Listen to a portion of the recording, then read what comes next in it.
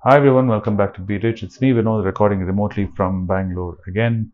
I'm trying to get a video out to you. Yesterday, we had an interesting conversation about the Japanese car industry and Honda and Toyota and the whole EV play, and that led to a lot of interesting conversations. And first of all, I'd like to get down to answering some of your comments from that before I jump into today's video. First is what Shivraman Veerababu saying, why should I even analyze individual stocks? Buffett and Bogle recommend looking at index funds. You're absolutely right, Shivraman. You can invest passively. 90% of the population do invest in the market, especially those who are in the market are passive investors through mutual funds. You can also join them and do that. When Buffett was talking about that, he was talking specifically advice to his wife, not himself, or specifically not to us.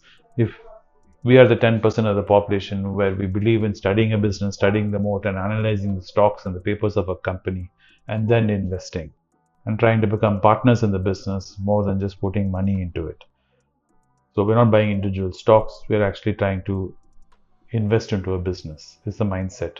Of course, we find this whole thing laborious and very boring and tedious, and you find this a chore and you don't find any joy in it, then definitely look at index funding. And you can watch Anand's videos and my videos for purely entertainment and keep your investment very passive. That's your choice. But I do believe there is a lot of value and life lessons to be learned if we get into value investing. Because the principles which we learn here can be applied in anything in life, in any goal we want to achieve. That said, the next question seems to be circling around bonds again. How to invest in bonds if you have small amounts. Bond ETFs is an option for those of you who are looking at. There are passive bond ETFs in India and abroad which you can look at investing. But my personal approach which I take for myself is I keep investing passively in the Nifty 50 index, and when I reach accumulate around a lakh, I withdraw it and I invested it into a bond. Yes, you are right, there are cost implications involved in this, but unfortunately I don't have 1 lakh to invest into a bond, so this strategy works the best for me. I'm curious to see what strategies you are employing to achieve reaching the 1 lakh golden number to buy a bond. So I'm curious, so in the comments let me know what strategies you're using. Another theme which seems to be there in all the questions, people asking, how do I build wealth from a young age, from around the age of 20 to 30? What do I do? This question is asked very well, and it's a very prudent question because the person who's asking, he says he's around 22 years old. So I would say around 30% of your earnings is where you should start. Take 30% of your earnings, monthly earnings, and start investing it. If it's very tight, 10 to 15% should do. Use passive funds to start with, like I was talking about index funds. You can start about that. Learn, spend time and learn about value investing and how to study stocks and study businesses. And based on that, you can start picking stocks and start investing. I know you initially might get tempted to look at the stocks we are talking about and immediately buying that. I wouldn't suggest doing that since you're so young. I would suggest that you should learn about these, how to invest, how to do value investing, and study stocks, and then look at investing, would be my advice. But stay invested and don't touch your investments for a long time. Once you plant the seed, let it grow. At the age of 22, if you give yourself enough time, the power of compounding can be amazing. It has been making the news. The person who supposedly found 1 lakh worth of shares his father had invested in 1990s in Jindal Steel, and how it's worth 80 crores today. So this is the power of compounding, and I would strongly suggest that you should look at it as that, as something you're planting and allowing it to grow. And there were some questions about what do you call Dana, where Dana is. Dana is doing fine. He's moved on. He's starting to pursue his own career in AI and some kind of certification which he wants to work on. I think in some point of time he might even start his own channel on YouTube to talk about his personal journey. He was thinking about that. So when it does come out, look out for it. But we all wish him the best in his journey as he moves on to the next phase in his life. Like I always keep saying, I should tell Dana and tell everyone, we're all fellow travelers in this journey, and we all are fortunate enough to spend some time with each other. try and make the time which we do spend with each other fruitful as we move on. And when time comes to part ways, we have to wish each other well and make our own separate ways. And then I was doing that, and I wish him the best. Of course, once he is ready, maybe he'll pop in now and then, or if he starts his own channel, I'll definitely pop into his channel now and then and see all of you there and wish all of you from there too. So today's topic, which I want to talk about, is the hidden giants in the Japanese tech world. Everyone is talking about Nvidia and TSMC and all these other companies, tech companies in the US, and they seem to be making the rounds, and all the investors are clamoring for that. But I do feel there's something happening in Japan which many investors are not paying attention to. We have companies like Shiburau Electronics, Murata, Fujikura, and Ajinomoto, and Aventest, and Tokyo Electron. Why am I talking about these companies? Because these guys are critical. They're critical companies for semiconductors, AI chips, fiber optics, and high performance materials.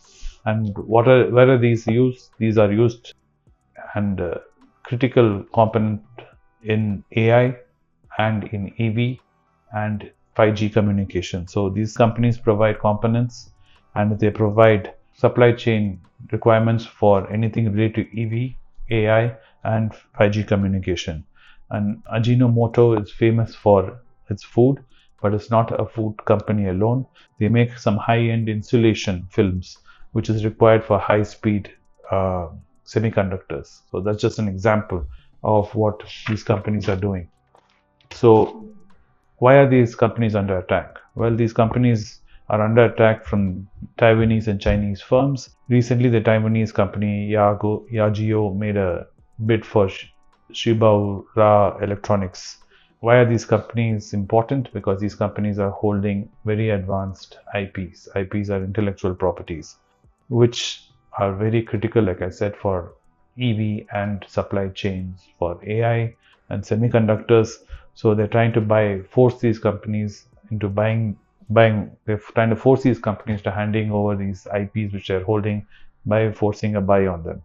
The Japanese government has woken up to this, and they've changed tightening their foreign investment rules, especially in the sensitive technologies sector.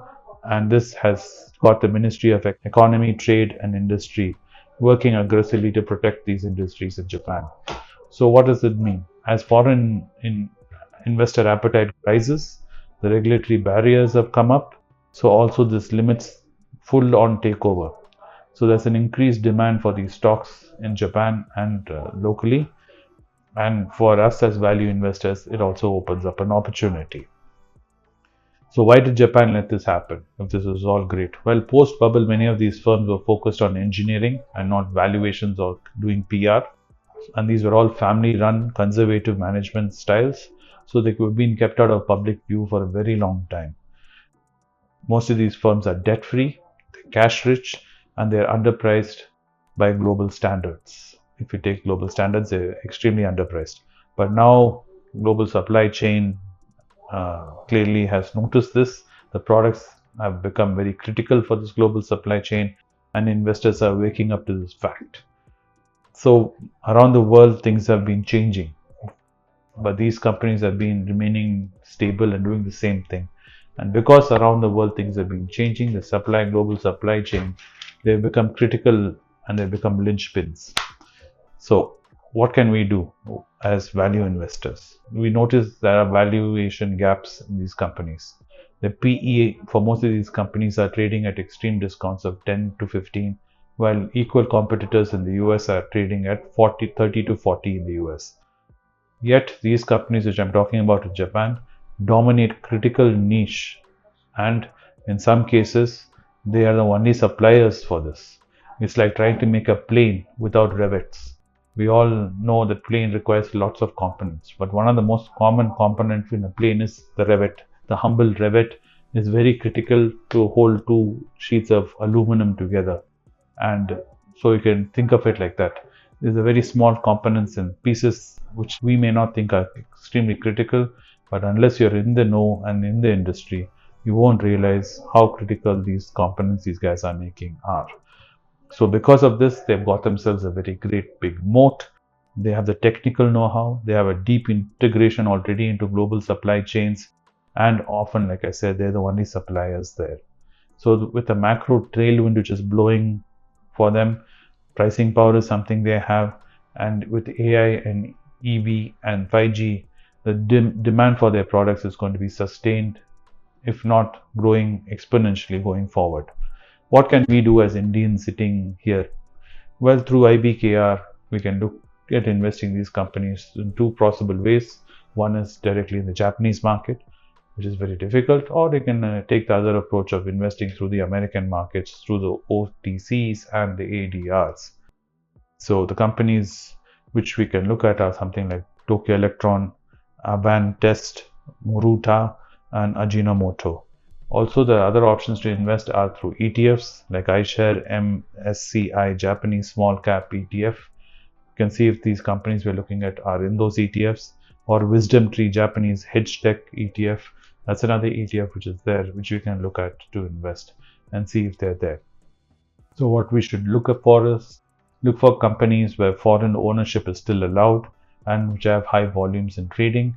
And sometimes the biggest opportunities lie in companies that are not screamed at on NBC, because these Japanese hidden tech champions are quiet and they're a niche and they're very boring to look at. But once Mr. Market realizes it and wakes up, it becomes a different ball game. So what do you think? Am I saying what I'm saying makes sense? If it makes sense, let me know down in the comments. If what I'm saying doesn't make sense, let me know why you think it doesn't make sense. Are you already having these companies on your list? Have you been eyeing these companies? Or is all this very new to you and you never thought of this? I'm interested to know what you're thinking. So put your comments down below. In the next video, I'll have a look at it, and if I have any feedback, I'll definitely share it with you over there. Thanks for being with me on Be Rich today. I hope you had a wonderful day and a wonderful evening. See you again tomorrow. Good evening.